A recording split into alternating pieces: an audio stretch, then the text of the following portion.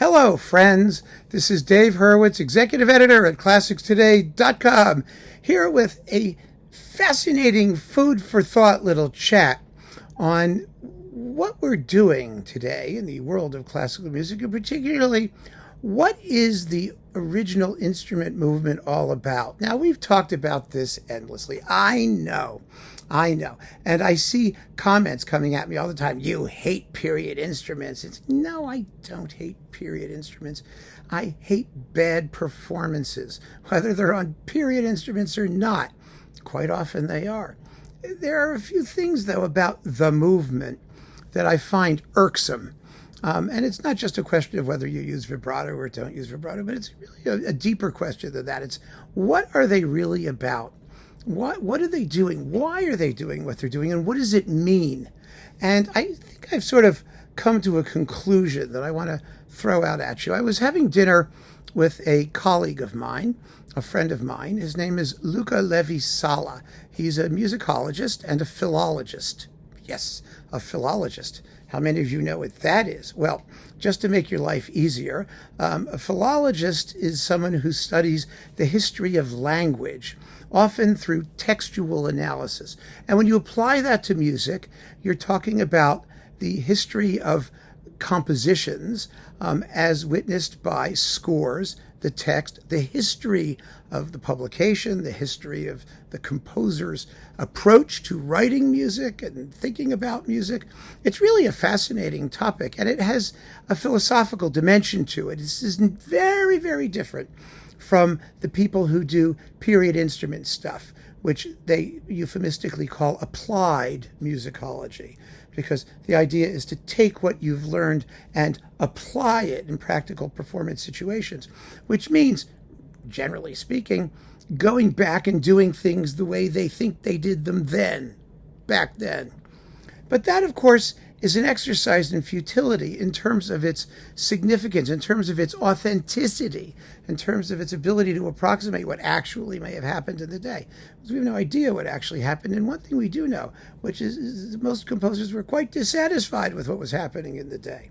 And that's something that the period instrument people find a hard time grappling with. They usually just dismiss it completely, insisting that what they do is significant because it's closer to what the composer actually intended. But is it? This is the point that my friend Luca brought up. Because he said to me, he just made a statement, and it struck me like a thunderbolt. And has nothing to do with him. In other words, I don't want to put words in his mouth, and everything that I'm going off on now is my own cogitation. I don't want him to be held responsible for it. But he's a brilliant guy. He's a pianist and a teacher, and he's been responsible for the critical edition of the music of Clementi, published by Ut Orpheus, the Italian national edition. So he knows what he's talking about. You know what I mean? And he said to me, there are really only two sources to the work of the composer. One is the score, and the other is what was in the composer's imagination. And I just stopped and said, well, yes, that's true. Because what no one really is talking about, and this is, he expressed his sort of dissatisfaction with the whole period instrument thing on that basis. And remember, this is a guy who's a Clementi scholar, so he knows his period instruments. Clementi was, among other things, a piano manufacturer. He took over the firm of Longman and Broderick and built pianos. So, and knew Beethoven and published Beethoven. And he was totally involved in the development of the piano. And so I thought to myself, yeah, isn't that the piece of the equation that's always missing? What did the composer imagine? Well, we can't ever really know, obviously, what the composer imagined, but we can get a sense of what they wanted, not by recreating circumstances as they existed back then. That's absolutely not the way to go about it, but rather to look at the history of what they tried to do to realize their music and performance, the satisfaction or lack thereof that they expressed at the contemporary performance situations and standards that they encountered, And then the long durée, the long history of the evolution of musical instruments and performing practice and musical education and all of those things that tell us that musical composition back in the day was entirely future oriented. That's why instruments changed, because composers were dissatisfied, because manufacturers were dissatisfied, performers were dissatisfied. Things changed and evolved to fix problems. And we've said this many times, but again, we talk about it in sort of an industrial revolution sort of way. Yes, things change, things evolve, problems get solved, that technology improves, things like that. But that doesn't get to the underlying reason for it. It's raison d'être. And the underlying reason, of course, is because people were thinking about what the ideal must have been. And what do we know? We know it from everybody. Everybody was talking about it. You have Bach's letter to the town council and his work with organists in creating better and louder instruments, and his own experiments with musical instrument invention, with the viola pomposa and things that are attributed to him, and his use of all kinds of interesting instruments and whatnot, and his dissatisfaction with the performance circumstances that he found. We know it from Haydn, from his experimenting with his orchestra at Esterhazy, from his creating as his last orchestral work a trumpet concerto of all things for a keyed trumpet or a valve trumpet, something that would allow the trumpet to play chromatically, which didn't work very well. But he wrote a piece that idealized the capabilities of the instrument. That is, the ability to do all this stuff and still sound like a trumpet with the best tone possible. It wasn't even possible to play the work until after the trumpet had evolved way past even the gizmo that Haydn wrote it for. We know it from Mozart's use of clarinets, his love of the clarinet, and his adopting it into his orchestra, especially in his operas, to represent love music, his association of this instrument and these people who are using this newfangled, improved gizmo. We know it from Beethoven, from his total dissatisfaction with the pianos of his day, with his always wanting bigger and larger pianos with a wider compass that he could pound into kindling. We know it from I could go on and on. We know it from Wagner's dissatisfaction with the English horn, with his wanting to invent new ones, with his use of Wagner tubas and bass trumpets and enlargement of the brass section. We know it from Berlioz, with his ideal orchestra, with its octo basses and all the 7 million people that he enumerated in excruciating detail in his treatise on orchestration. We go on and on and on. All of these composers, all of these performers, we know it from Liszt, his adoption of Erard pianos with their special keyboard actions. There's no great composer who did not express dissatisfaction and whose works cannot be demonstrated audibly to anticipate or dream of circumstances which were an idealization of whatever was actually going on in the day. And the only time, composers seem to be relatively satisfied is in the 20th century, is now. It's when everything has reached a plateau of excellence, of technical finish. Yes, there may be avant-garde composers who don't like acoustic instruments or people who are using other things entirely. But generally speaking, we're talking about standards of performance and what the works themselves show. Are they practical? Do they have practical performance problems, which we know existed for all of the performers back in the day?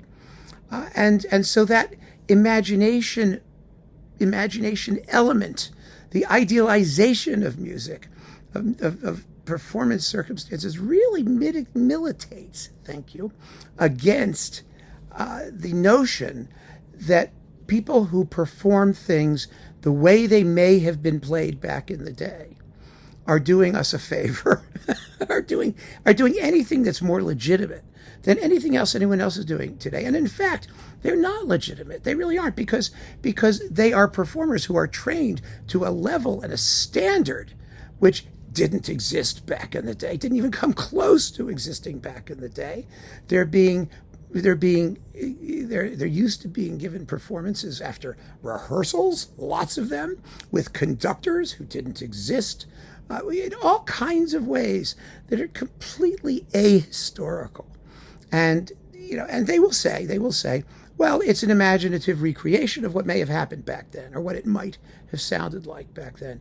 But that's ingenuous. It's ingenuous because the only reason that anyone bothers to listen to this stuff, what they're doing to sell the product, is to sell it on the basis of authenticity, validity, legitimacy, that it's more than what we're hearing nowadays. But the truth of the matter is that what we're hearing nowadays is the result of what the composers back then wanted. And so, isn't what we're hearing nowadays more authentic? Now, all of this has been discussed endlessly, and I know it's been discussed endlessly, and I don't mean to beat a dead horse. Well, I kind of do, because it's just a topic that is integral to what I do and to what we are doing when we listen to music. And, Richard Taruskin, of course, summarized it all decades ago when he said that, the period instrument movement is simply a modern movement. It's a modern movement. It has nothing to do with what happened in the period. I mean, Tovey summed it up brilliantly in a phrase that I love quoting, and I've already done several times. He said, musical scholarship itself is not obliged to insist on the recreation of conditions that ought never to have existed in the first place. And he's right. Why would you want to go back to those conditions? And of course, they don't. That's the point. They clean it up. They tidy it up. They wear deodorant. They use toilet paper. They do all the things to give old performances on old instruments with all of their foibles a completely modern polish and gloss and excessive tempo, and everything that they do is modern in taste. And what they really can't do, and this is the thing that really gets me, is they can't look forward. Today's musicians have no imagination. They can't conceive of an ideal performance situation of earlier music that looks this way rather than that way. They aren't doing that at all, are they? So then the question becomes, what is this thing that we call period instruments? What is it? And I have the answer. I have come up with the answer. There is a new product on the market, a wonderful new product. It's called lots of things because everyone has a different name for it. It's really very clever. It's freeze-dried Skittles. Here they are. See them? They're very crunchy. It turns out when you take a normal bag of Skittles, here's a normal bag of Skittles candies. You know what they look like, right? Here are Skittles. And freeze dry them, that is, put them in a vacuum chamber at sub-zero temperatures with no humidity, and they puff up. They puff up like little balls of crunchy styrofoam.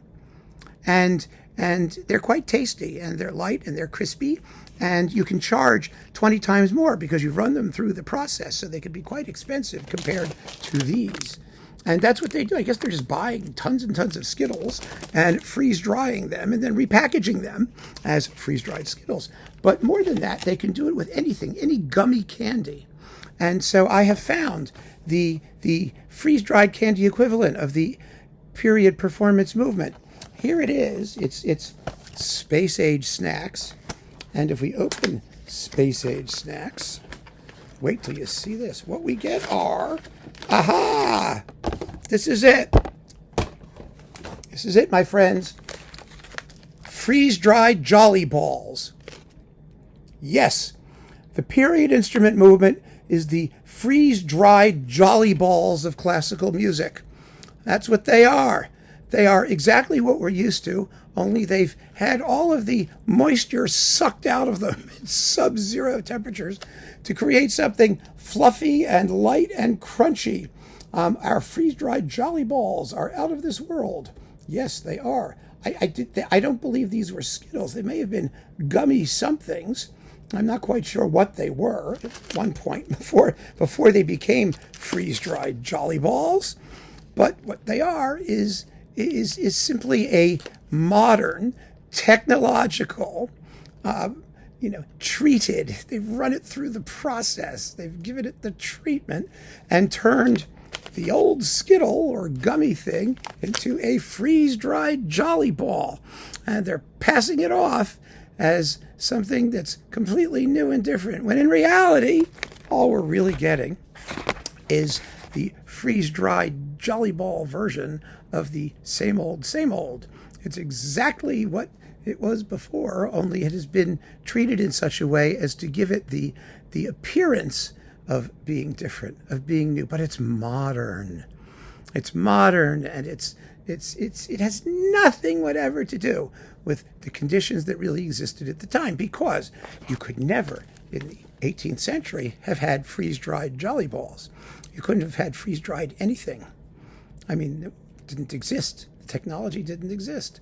And the ability to do period performance things also did not exist back then. They did not have superb modern reproductions of early instruments that have been deliberately designed to be, on the one hand, much, much easier to play than the instruments were back in the day, and much more consistent and made to a much higher technical standard, and ensembles that practice constantly, that have ample rehearsal time, and that have conductors who are telling them all what to do, and that play with a unanimity and a rhythmic acuity that nobody would have ever assumed possible back in the day. Just would not have happened. What we have, quite simply, are freeze-dried Jolly Balls. And in the process of trying to sound different, they have, of course, sucked out the vibrato, which is, of course, the moisture in the old, whatever the Jolly Ball started out as, and sped things up and reduced forces for financial reasons, and they charge you twice as much. It's similar. It's so similar. I mean, these people, give you less because they're larger. When you freeze dry the Jolly Ball, it gets bigger. It's a big package, right? But it doesn't weigh anything. This package weighs 4 ounces, and you're paying $12 for it. This original package of Skittles is 7.2 ounces, and it cost a couple of dollars. I mean, so as you can see, they charge you for the process. What you're getting charged for, what they're representing themselves as, is something superior, bigger, and better. Freeze-dried Jolly Balls is something that's space age, yes. But they're representing it as something which is more authentic, more legitimate, more whatever. And again, I just want to stress, they will say, people who are original instrument people will say, well, it's just interesting that we're doing it this way. We're not pretending that it's exactly what people would have heard back then, but it's in the style of it. It's based on research, and it's all this stuff. It's all bullshit. And it's bullshit because unless they can make a claim to some form of superiority, not just difference, betterness, some form of superiority based on their scholarship and what they're doing and how they're doing it, why would anyone care? Why would you want to hear a pint-sized ensemble on second-rate instruments, reproductions of old things that can't hold a candle to what a great orchestra or a great soloist can do on the best modern instruments built today? Why would you want to bother with that? The only possible reason is because you're getting something that the other people can't deliver. That is, that the differences are somehow superior. And a lot of people today think that the differences are superior, and they're entitled to think that. But you should think that based on a legitimate comparison of what you really hear and knowing what you're getting. So after this whole long discussion, about what it means to be authentic and what the historically informed performance movement really means, and whether composers had imagination built into the ideal sound of their works, which I truly believe they did. Thank you, Luca. What we're getting is freeze-dried Jolly Balls. Now, they may be quite tasty. You may enjoy them. They're also probably lower in calories because they're freeze-dried and puffier, So yeah, I'm sure they have their benefits. But know what they are, know what it means, and know how to evaluate the claims that people make for it. That's all I'm suggesting, that everybody just be honest about it. So keep on listening, friends. Thanks so much for joining me. Take care.